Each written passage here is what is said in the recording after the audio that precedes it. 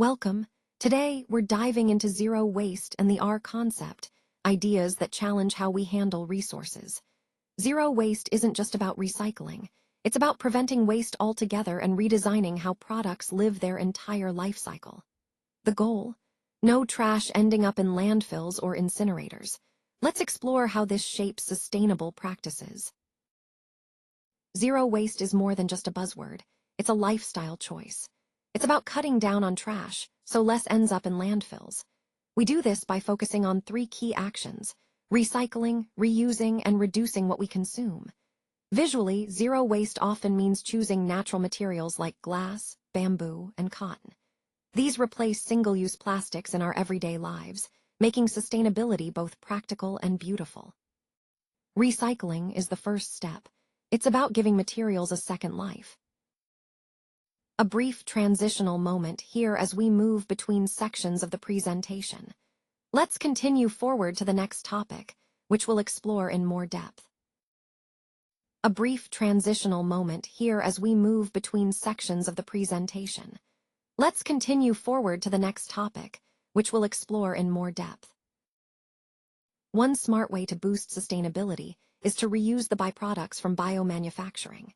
Instead of throwing away biomass waste from fermentation, we can turn it into something valuable. For example, it can become feedstock for producing bioenergy or serve as raw materials in other industries. This approach not only cuts down waste, but also creates new opportunities, making the whole process more efficient and environmentally friendly. Reuse is a simple step with big impact. Let's start with the first and most important step: reducing. This means being mindful when we use water, electricity, or gas. Simple actions like turning off devices or closing the tap when we don't need them make a big difference. It also means cutting down on raw materials and energy by making production processes more efficient. By reducing waste and unnecessary use, we set the foundation for a more sustainable future. The best way to tackle garbage is to create less of it in the first place. When we reduce waste at the source, we save valuable resources like water and energy. Reusing items takes this a step further. It stops waste before it even starts, instead of relying on recycling after the fact. Recycling itself is cost-effective, often cheaper than collecting and dumping trash. It also cuts down pollution and keeps landfills from filling up too fast. Together, reducing, reusing, and recycling protect our environment and save money. A circular economy is all about closing the loop. It means using fewer materials up front, redesigning products and materials so they demand less from the planet, and turning what we usually call waste back into valuable resources.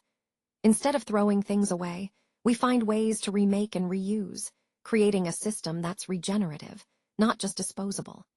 This approach helps us rethink how we make, use, and recover everything around us.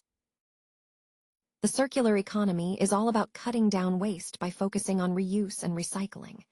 This approach helps reduce pollution in our air, water, and soil. It also saves valuable resources like water, minerals, and fossil fuels by using materials more efficiently and avoiding extra extraction. Beyond the environmental benefits, it creates jobs in recycling and repair industries, while lowering production costs. By keeping products in use longer, we make sure resources stretch further, protecting the planet and securing what we need for future generations. Let's walk through the material life cycle, the journey every product takes from start to finish. It begins with raw material extraction, where we mine or harvest the basic resources from the earth. Then, those raw materials get processed into usable forms, like turning ore into steel. Next comes manufacturing, where the materials become final products. After that, distribution and transport move everything along the chain. The product enters its use phase, serving the consumer. Finally, at end of life, it's discarded or sent to landfill. But recycling and upcycling help close the loop, bringing materials back into the cycle. A brief transitional moment here as we move between sections of the presentation. Let's continue forward to the next topic, which we'll explore in more depth.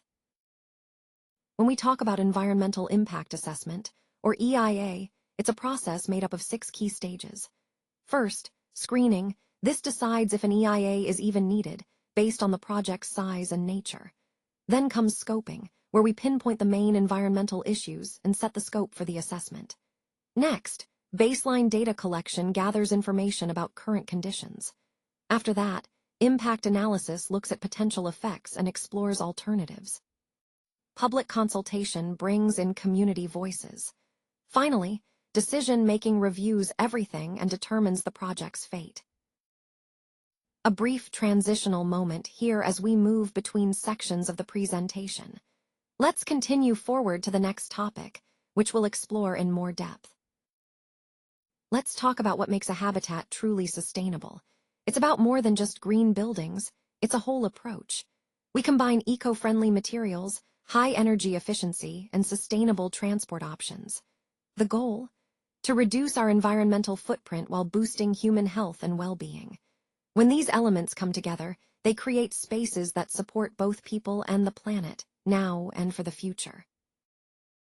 Let's talk about what makes a building truly green. It's all about using energy, water, and materials efficiently, wasting as little as possible. Green buildings also prioritize eco-friendly, sustainable materials and manage waste properly to minimize harm. Good indoor air quality is key, too, keeping spaces healthy for people inside. And renewable energy sources like solar and wind play a big role. In short, a green building is designed and operated to reduce its environmental impact at every stage. Let's talk about what makes materials truly green. First, they have a low environmental impact, meaning they don't harm nature as much as conventional options. They're recyclable or reusable, so they don't just end up in a landfill. Energy efficiency in production is key: less energy, less pollution. They're non-toxic, safe for our health, and built to last. Durability matters because long-lasting materials reduce waste over time. Together, these traits define what we call green materials. When we talk about green building materials, we're really focusing on a set of key criteria. These materials need to be sustainable, meaning they come from renewable sources or recycled content.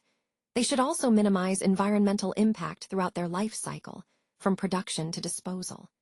Durability matters too, because longer-lasting materials reduce waste. And finally, they should support healthy indoor environments, avoiding harmful chemicals.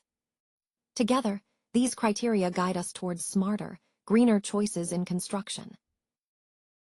Let's talk about where energy efficiency really makes a difference. It's everywhere: in buildings, industries, transportation, even household appliances. The benefits are clear and wide-ranging. Environmentally, it cuts greenhouse gas emissions, lowers pollution, and helps conserve our natural resources. Economically, it means lower electricity bills, reduced operating costs, and more savings overall.